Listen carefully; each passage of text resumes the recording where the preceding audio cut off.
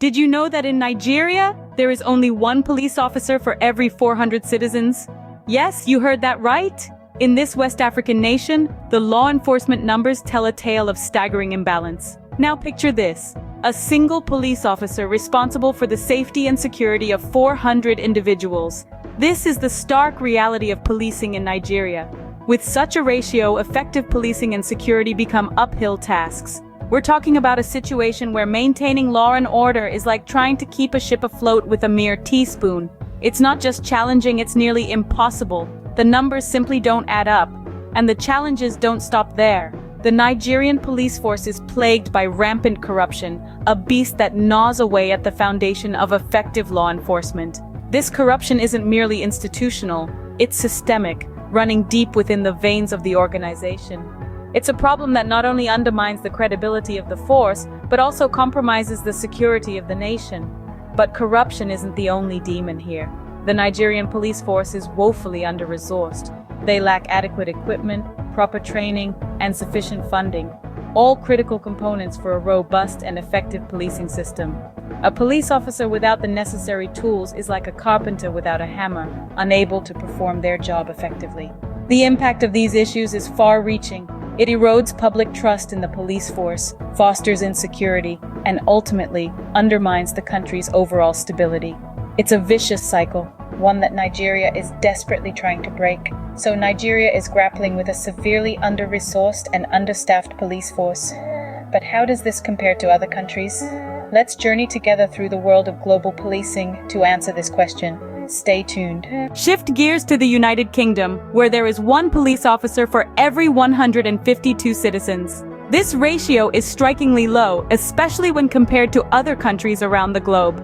This achievement is not by chance, but a product of a well-articulated and meticulously executed policing strategy. The United Kingdom's policing system is often hailed as one of the best in the world. It's a system that's been built on a foundation of public service, integrity, and accountability. But what exactly makes the UK's policing system stand out? One factor is the emphasis on community policing. In the UK, the police are not just enforcers of the law, they are integral parts of the community. They work hand in hand with citizens, building trust and fostering relationships. This strategy not only aids in crime prevention, but also ensures a more harmonious relationship between the police and the communities they serve. The UK also places a high value on training and education for its police officers. Officers undergo rigorous training that equips them with the skills and knowledge to handle a wide range of situations. From conflict resolution to understanding and respecting diversity, UK police officers are trained to navigate the complexities of modern society. This commitment to advanced training ensures that officers are not only physically capable, but also mentally and emotionally prepared to serve their communities. Another key feature of the UK's policing system is its commitment to transparency and accountability. The Independent Office for Police Conduct oversees all complaints against the police, ensuring that officers who fail to uphold the law are held accountable. This level of oversight not only keeps the police in check, but also bolsters public confidence in the system. The UK sets a high bar when it comes to policing. But how does the USA stack up? As we explore the American policing system, we'll see that while there are similarities, there are also significant differences that make for a fascinating comparison. But that's a story for another scene. In the United States, the ratio is one police officer for every 400 citizens, the same as Nigeria, but the similarities end there. In the United States, the policing system is as diverse as the country itself. From the rural sheriffs of the Midwest to the bustling police departments of major cities, the face of law enforcement can vary greatly from one location to another. This variety is a reflection of the country's immense geographical expanse and its diverse social and cultural makeup. Just like the country it serves, policing in the United States is a mixed bag. There are issues that have been long-standing sources of contention, with racial bias and police brutality often taking center stage. These issues have sparked nationwide debates, protests, and calls for reform in recent years.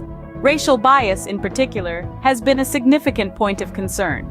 It's no secret that communities of color have historically faced disproportionate levels of policing and violence, a trend that persists to this day. This has led to increased scrutiny of law enforcement practices and a growing demand for change. But it isn't all doom and gloom. there are also positive initiatives underway to address these issues. Community policing, for example, is gaining traction. This model emphasizes building strong relationships between law enforcement and the communities they serve. It's about fostering trust, improving communication, and working collaboratively to solve local problems. Moreover, there are concerted efforts to increase transparency and accountability within police departments. This includes the use of body-worn cameras, the implementation of bias-free policing policies, and the establishment of civilian review boards. It's also worth mentioning that many police officers are dedicated public servants, committed to protecting and serving their communities. They work under challenging conditions, often risking their own lives to maintain public safety. In short, the USA's policing system is complex and varied. It grapples with serious issues, but is also home to innovative reforms and dedicated public servants. But what about our neighbors to the north? Canada, with its vast geography and low population density, has one police officer for every 528 citizens.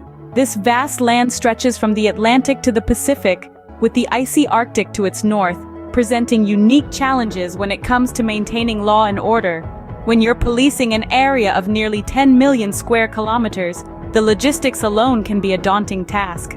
The vast stretches of rural and remote territories in Canada mean that police officers often find themselves not only as enforcers of law, but also as first responders, community workers, and sometimes the only government presence for miles around.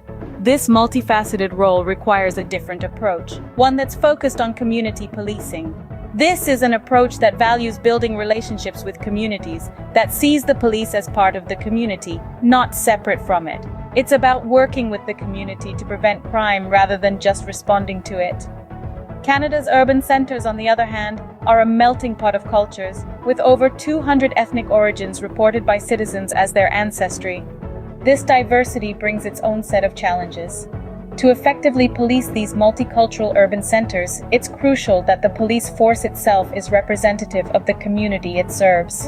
This is an area where Canada has been making strides, with efforts to recruit from diverse backgrounds and to address issues of representation within the force. But perhaps one of the most unique aspects of policing in Canada is the issue of Indigenous rights. With a history marked by tension between the Indigenous communities and police, Canada has been working to build trust and improve relations. Initiatives like Indigenous Police Services, where the police force is run by the Indigenous community itself, are part of this effort. Canada's approach to policing is shaped by its unique geography and culture. But how do these four countries compare overall? Now that we've looked at policing and security in Nigeria, the UK, the USA, and Canada, it's time for a comparison. Let's start with Nigeria. This African nation's policing system, characterized by centralized control, faces significant challenges. Understaffing and underfunding are persistent issues, coupled with a lack of modern equipment and training. These problems often result in inefficiency and a fragile trust between the police and the public. However, Nigeria's recent efforts to reform its policing system, including community policing initiatives, show a promising shift towards a more effective and trusted force. Moving on to the United Kingdom, we see a stark contrast. The UK's policing system is decentralized with individual forces for each region and boasts a strong emphasis on community policing. The concept of policing by consent is deeply embedded in the UK's approach, fostering a sense of trust and cooperation between the police and the communities they serve. Yet the UK is not immune to challenges. Issues such as understaffing, budget cuts, and incidents of racial bias continue to pose hurdles in the path of effective policing. Crossing the Atlantic, we arrive in the United States. The US has a highly decentralized system with over 18,000 separate police departments. This decentralization leads to a wide range of policing styles and standards. While some departments are lauded for their community engagement and advanced training, others face criticism for heavy-handed tactics and racial bias. The high incidence of gun-related crimes in the US also presents a unique challenge to its policing system. Finally, let's zoom in on Canada. Policing in this vast country is a mixed bag, with municipal, provincial, and federal police forces. Canada's policing system is generally well-funded and equipped, with a strong emphasis on maintaining peace and order. However, it grapples with its own set of challenges, such as policing remote areas and addressing issues related to Indigenous communities. So, we see that while each country has its unique approach to policing and security, they all share some common challenges. Understaffing and racial bias are recurring themes, pointing to a global need for adequate resources and fair practices in policing. It's also clear that cultural and geographical factors play a significant role in shaping each country's policing system. For instance, Nigeria's centralized system reflects its history of military rule, while the UK's community policing approach is rooted in its tradition of policing by consent. The US's wide range of policing styles mirrors its diverse population and values of local control. Canada's approach, on the other hand, is shaped by its vast geographical spread and diverse population. In the face of these challenges and complexities, it's crucial to remember that effective policing isn't just about enforcing laws. It's about serving and protecting all citizens, regardless of their race, religion, or socioeconomic status. It's about building trust and fostering a sense of community. It's about understanding and adapting to the unique needs and characteristics of each area. So whether it's the bustling cities of Nigeria, the historic streets of the UK, the diverse communities of the USA, or the vast wilderness of Canada, policing and security look different around the world. But one thing's clear: effective policing requires resources, training, and a commitment to serving and protecting all citizens. Policing and security are complex issues that impact every country in the world. We've taken a deep dive into this matter, comparing the systems of Nigeria, the UK, the USA, and Canada. Each of these nations, with their unique histories, cultures, and socio-political landscapes, approaches policing and security in a different way, yet they are all bound by a common goal: to maintain order, protect citizens, and uphold justice. In Nigeria, we've seen the challenges of policing in a developing country, plagued by issues of corruption, inadequate training, and underfunding. These factors greatly inhibit the effectiveness of law enforcement, creating a cycle of mistrust and dysfunction that is hard to break. On the other hand, the UK presents a contrasting picture with its community-centric policing model. This approach, grounded in trust and cooperation, has proven effective in fostering a sense of security among the populace. Yet, it's not without its own set of challenges, such as dealing with diverse communities and balancing the needs of urban and rural areas. Across the pond, the USA's policing system is a mixed bag. With a high degree of decentralization, the state and local governments have significant autonomy in law enforcement. This results in a wide range of practices, some highly effective, others less so. The challenges here lie in striking a balance between maintaining order and protecting individual freedoms. Lastly, in Canada, we've seen how the vast geographical expanse and a diverse population can pose unique challenges to policing. Yet, the country's commitment to peacekeeping and community engagement has been instrumental in maintaining a relatively low crime rate. It's evident that the effectiveness of a country's policing and security system is contingent on a variety of factors, including its socio-political context, resources, and the trust between law enforcement and the community. It's clear that there's no one-size-fits-all approach to policing and security. Each country must navigate its unique challenges and opportunities to ensure the safety and well-being of its citizens.